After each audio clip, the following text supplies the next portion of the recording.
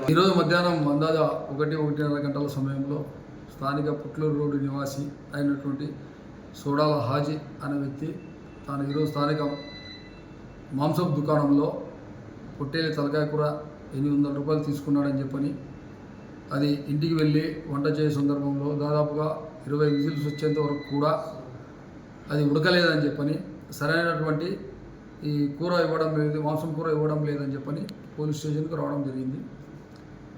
ఈ సంఘటన ఆశ్చర్యం కలిగించింది. నిత్యము ఏదో ఒక ఆందోళనతో ఉండేటువంటి తాటిపత్రి పట్టణంలో అకస్మాత్తుగా ఈ విధమైనటువంటి కంప్లైంట్ రావడం ఒకంత ఆశ్చర్యాన్ని కలిగించింది. సదరు హాజీ ఈ యొక్క తలకాయ కూర ఉడకడం లేదని చెప్పని పోలీస్ స్టేషన్కు వెళ్ళినాడని చెప్పిన సమాచారం తెలుసుకున్న మాంసం దుకాణదారుడు అతనికి ప్రత్యామ్నాయంగా మరి ఒక కేజీ మామూలు మాంసాన్ని ఇచ్చినాడని చెప్పని తెలిసింది.